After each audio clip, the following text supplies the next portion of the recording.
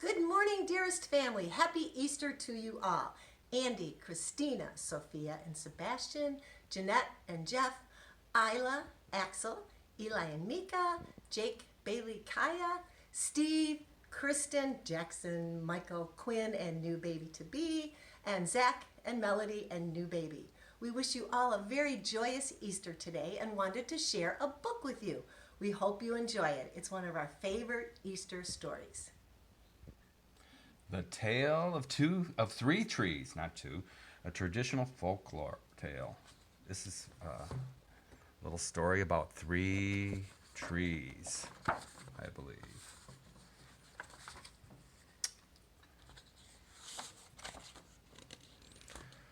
This is the foreword.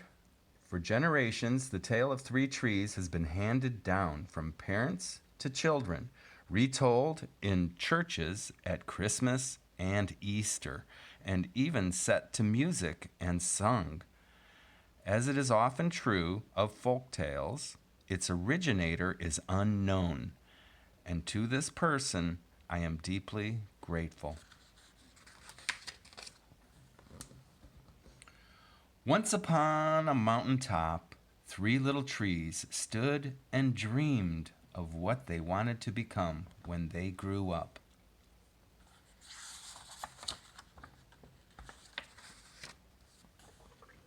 The first little tree looked up at the stars twinkling like diamonds above him. I want to hold treasure, he said. I want to be covered with gold and filled with precious stones. I will be the most beautiful treasure chest in the world.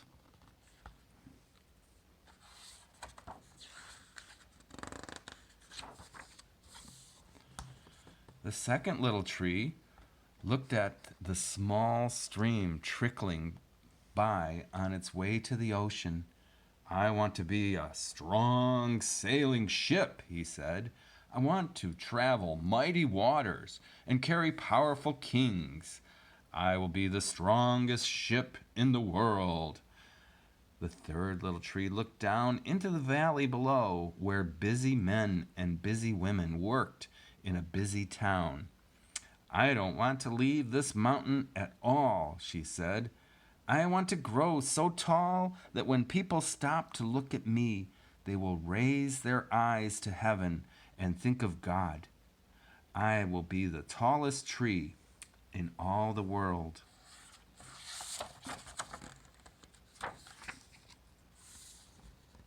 Years passed, the rains came, and the sun shone, and the little trees grew tall. One day, three woodcutters climbed the mountain.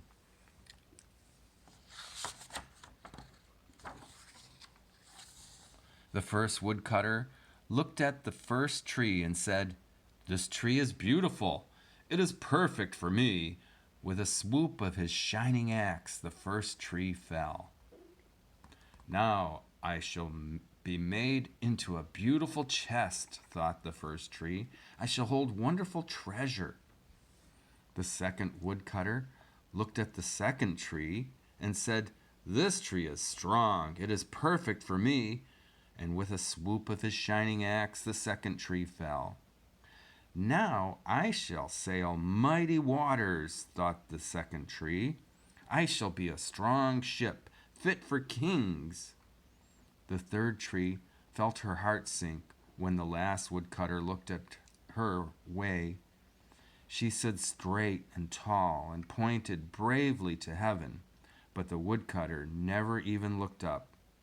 "Any kind of tree will do for me," he muttered, and with a swoop of his shining axe, the third tree fell.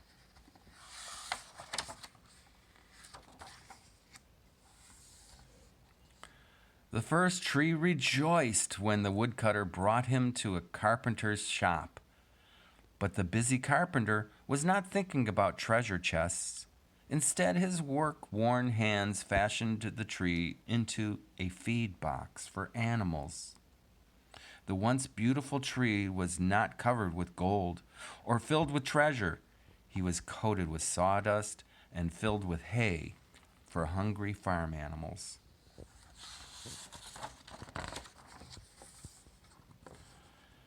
The second tree smiled when the woodcutter took him to a shipyard, but no mighty sailing ships were being made that day.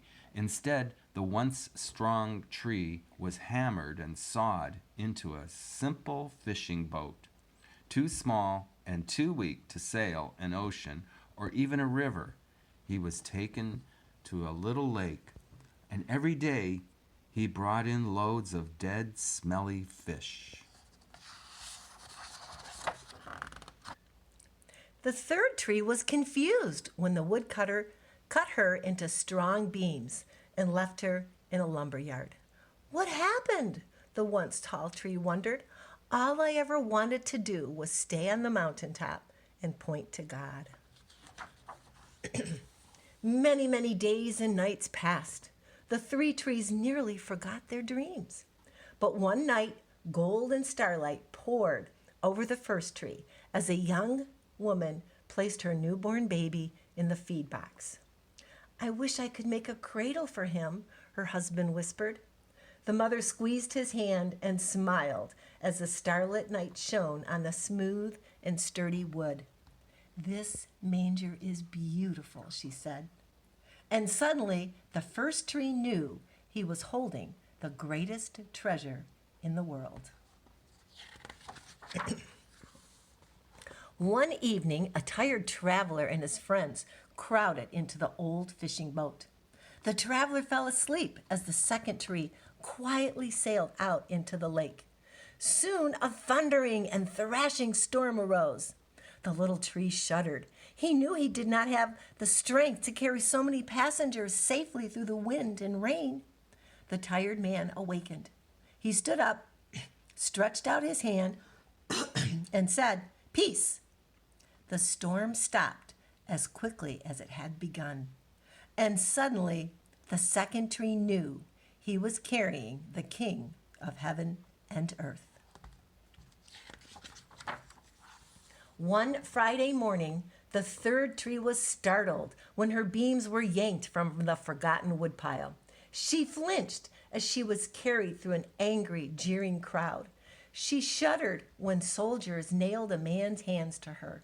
She felt ugly and harsh and cruel. But on Sunday morning, when the sun rose and the earth trembled with joy beneath her, the third tree knew that God's love had changed everything. It had made the first tree beautiful.